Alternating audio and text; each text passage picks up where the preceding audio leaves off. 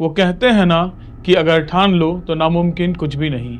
ऐसे ही कुछ हौसलों से लबरेज महिला की कहानी है आज बताने जा रहे हैं। तो आइए शुरू करते हैं। ये कहानी है उस महिला की जिसने अपनी मेहनत के दम पर महज 25,000 की पूंजी को 1.5 साल में 1,44,00,000 में बदल दिया। आखिर यह सब हुआ कैसे? चलिए आगे जानते हैं उनके संघर्ष की कहानी। मेरठ में एक गांव है राली चौहान। इस गांव की रहने वाली सोनिका आज पूरे गांव के लिए प्रेरणा स्रोत बन गई हैं। वह न केवल खुद आत्मनिर्भर हुई बल्कि उन्होंने गांव की कई महिलाओं को भी आत्मनिर्भर बनाया है। सोनिका के पति पहले घरों में पेंटिंग का काम करते थे। आमदनी बहुत खास नहीं होती थी। आप जानते हैं एक पेंटर की आमदनी कितनी हो सकती है, और ये जरूरी भी नहीं कि पूरे साल काम भी मिले। इसलिए एक वक्त तो ऐसा आया जब घर में अगले दिन का खाना भी नहीं रहता था। मतलब आज जो मिला आज खाने में ही खत्म। उनके पति तनाव में रहने लगे तो ये देखकर सोनिका से रहा नहीं गया और उन्होंने सोचा कि कुछ करना पड़ेगा, और सोनिका भी पैसे कमाने का तरीका सोचने लगी। गजब का हौसला है भाई सोनिका का। इस बीच सोनिका को पता चला कि मेरठ में जेल चुंगी एक जगह है। उसके पास में एक सेंटर है जहां कई तरह के कामों की ट्रेनिंग दी जाती है। तो सोनिका ने भी इस सेंटर को ज्वाइन कर लिया और इस सेंटर पर सोनिका ने झाड़ू बनाना सीखा और ये भी सीखा कि झाड़ू बनाने में किस किस रॉ मटेरियल की ज़रूरत पड़ती है और झाड़ू बनाने में लागत कितनी आती है। अब सोनिका को ज़रूरत थी 25,000 रुपयों की, ताकि अपना झाड़ू बनाने का कारोबार शुरू कर सके। तो सोनिका ने कुछ पैसे अपनी तरफ से जोड़े और कुछ पैसे रिश्तेदारों और अगल बगल वालों से उधार मांगा और मेरठ में जाकर वहां से कच्चा माल ले आई और शुरू हो गया सोनिका का झाड़ू बजाने का बिजनेस। इसके बाद पूरे परिवार ने एक साथ बैठकर झाड़ू बनाना तैयार किया। अब तैयार झाड़ू को बेचना था तो सोनिका खुद निकल गई मार्केट में अपने झाड़ू को लेकर और खुद मार्केटिंग करने लगी। सोचने वाली बात यह है कि चलिए झाड़ू बनाने की ट्रेनिंग तो उन्होंने ले ली थी और बनाना भी घर में ही था, लेकिन मार्केटिंग की उनके पास कोई तजुर्बा नहीं था। इसलिए ही तो सोनिका के जज्बे को सलाम करने का दिल करता है। और आपको सच बताऊं तो ये स्क्रिप्ट लिखते हुए मुझे याद आ गया जब मैंने अपना बिजनेस शुरू किया था। मैं भी पैसे जोड़कर 17,000 रुपये इकट्ठा किए और रॉ मटेरियल लाया और पूरे परिवार ने मिलकर पैकिंग किया था। मैं आप लोगों को बताना चाहूँगा कि मेरा चाय का बिजनेस है। मैं गोरखपुर से काम शुरू किया और बाद में अपना बिजनेस दार्जिलिंग में शिफ्ट कर दिया।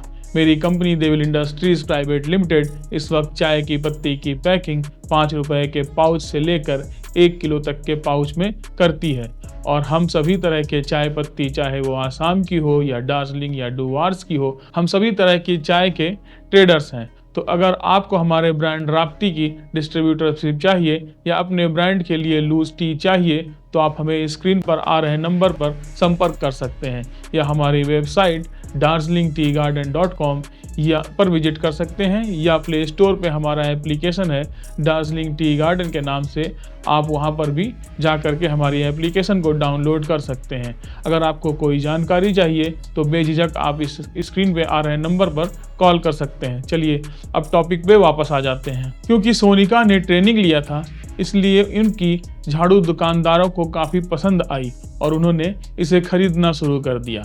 इसके बाद ऑर्डर इतना ज़्यादा बढ़ने लगा कि पति को भी काम छोड़कर उनके साथ देना पड़ा। इसके बाद ऑर्डर और बढ़ गए तो महिलाओं को खुद ट्रेनिंग देकर अपने साथ जोड़ने लगी। सोनिका ने एक इंटरव्यू में बताया कि लोग उनके काम को देखकर हंसते थे, लेकिन उन्होंने ध्यान नहीं दिया और यह अपने काम में जुटी रही। धीरे धीरे सोनिका का काम इतना बढ़ गया कि गांव की कई महिलाओं को सोनिका ने रोजगार दे दिया। अब जो उन पे हंसते थे उनके वहाँ वो नौकरी करते हैं। सोनिका का कहना है कि दिवाली से पहले इतनी डिमांड मिलती है कि माल पूरा ही नहीं कर पाती हैं। सोनिका पहले जहां कुछ झाड़ू लेकर बाजार में बेचने जाती थी तो वहीं अब ट्रक भर कर माल सप्लाई करती हैं। उनका काम इतना बढ़ गया है कि दिल्ली में ट्रक भर भर कर वो माल सप्लाई करती हैं। सोनिका बताती हैं कि मौजूदा समय में सभी खर्चे और मजदूरी निकालने के बाद वह करीब 50,000 रुपये हर महीने बचा लेती हैं। उनका कारोबार करीब 10 से 12 लाख रुपए महीने का हो चुका है। सोनिका के यहाँ अब जो प्रशिक्षित महिलाएं काम करती हैं उन्हें रोज करीब 800 से 1000 रुपये मिल जाते हैं, मतलब महीने के हुए 24,000 रुपये से 30,000 रुपये तक।